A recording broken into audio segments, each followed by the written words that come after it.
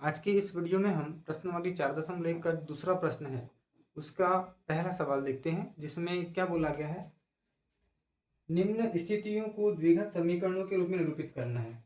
निम्न स्थितियों को द्विघात समीकरणों के रूप में निरूपित करना है, जिसका पहला सवाल दिया गया है कि एक आयताकार भूखंड का क्षेत्रफल 528 वर्ग मीटर है, क्षेत्र की लंबाई मीटरों में, चौड़ाई के 2 गुने से एक अधिक है। हमें भूखंड की लंबाई और चौड़ाई ज्ञात करनी है।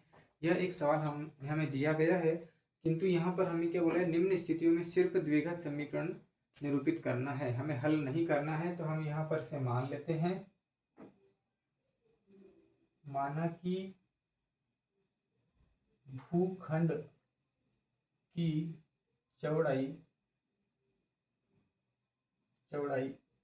x मीटर, क्योंकि हम जब चौड़ाई मानेंगे तभी हम लंबाई का पता लगा पाएंगे, इसलिए पहले हमें चौड़ाई मानना पड़ेगा। तो चौड़ाई हमने मान लिया है x मीटर, तो भूखंड की लंबाई क्या हो जाएगी, भूखंड की लंबाई चौड़ाई की 2 गुने से, मतलब चौड़ाई हमारी x है और इसका 2 गुना 2 हो जाएगा, से एक अधिक है।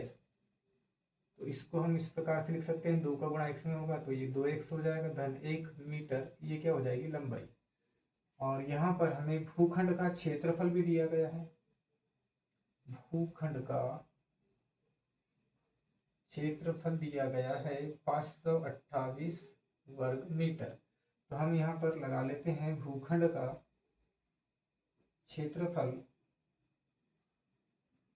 भूखंड का क्षेत्रफल बराबर लंबाई गुणित चौड़ाई। यहाँ पर दिया गया 528 क्षेत्रफल, लंबाई है 2x धन 1 और चौड़ाई कितनी है x। तो यहाँ गुणा कर देंगे x का, तो यहाँ हो जाएगा 2x का वर्ग धन x का गुणा 1 में करेंगे तो x, इसका पक्षांतर कर लो इस तरफ, तो ये क्या हो जाएगा आपका, ये हो जाएगा आपका 2x का वर्ग धन x, और ये प्लस में है तो ये माइनस क्या हो जाएगा 528 और बराबर क्या हो जाएगा 0। तो इस प्रकार से हम इस स्थिति को द्विघात समीकरण के रूप में निरूपित कर सकते हैं। और यहाँ पर लंबाई और चौड़ाई ज्ञात करने बोला है, तो हम लंबाई चौड़ाई ज्ञात नहीं करेंगे, क्योंकि हमें सिर्फ द्विघात समीकरण को निरूपित करने के लिए कहा गया था। तो इस प्रकार से इसका जो पहला सवाल है इसे अपन हल कर लेंगे।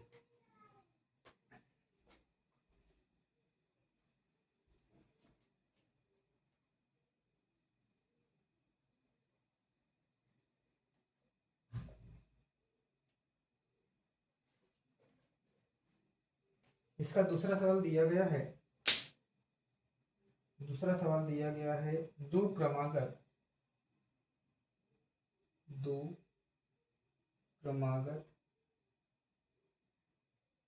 धनात्मक पूर्णांकों का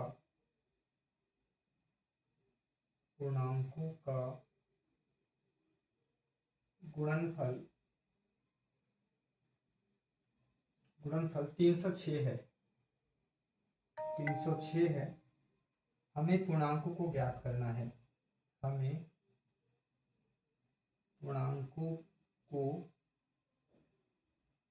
ज्ञात करना है। इस प्रकार का यह सवाल हमें दिया गया है, जिसमें सिर्फ हमें द्विघात समीकरण के रूप में निरूपित करना है, इसे हल नहीं करना है। तो हम इसे किस प्रकार से हल कर लेंगे,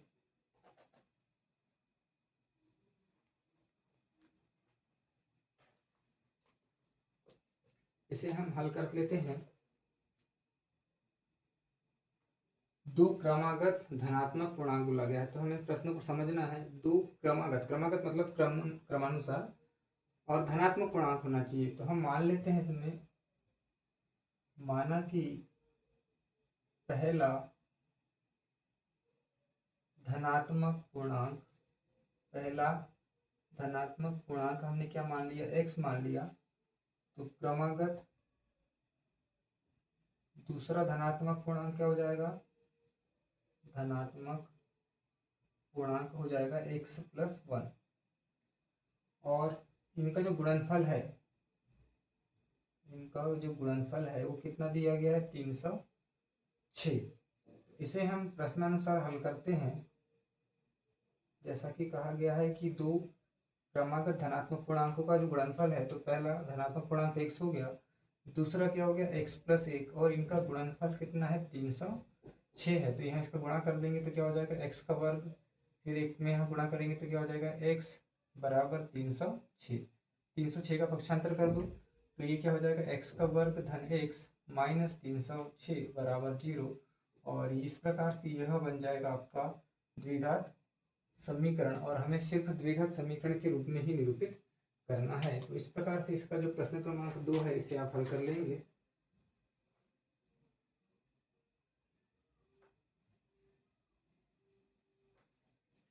इसका तीसरा सवाल दिया गया है, रोहन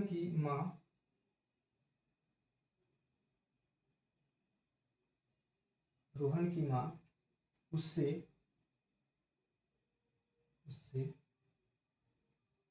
26 वर्ष बड़ी है। उनकी आयु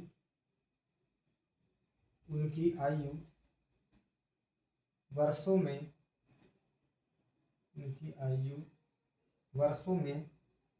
का गुणनफल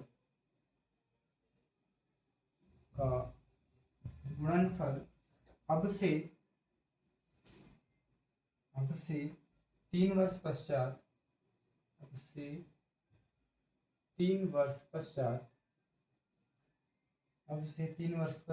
360 हो जाएगी।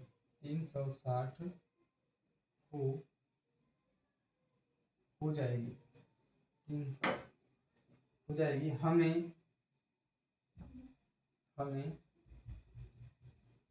रोहन की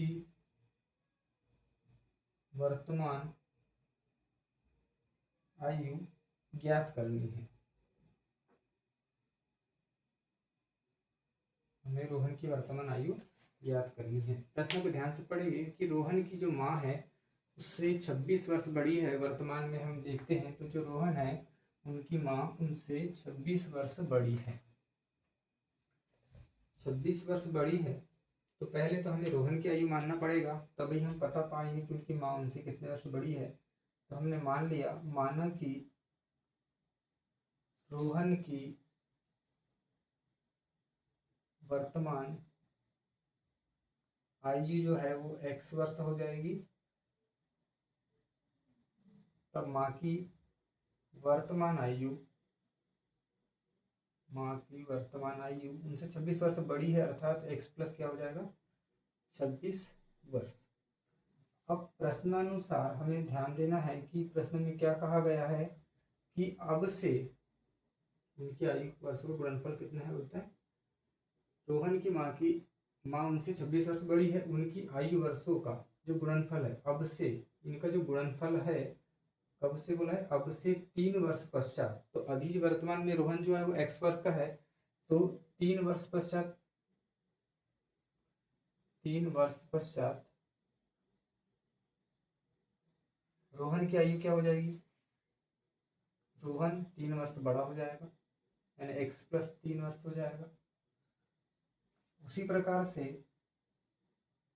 3 वर्ष पश्चात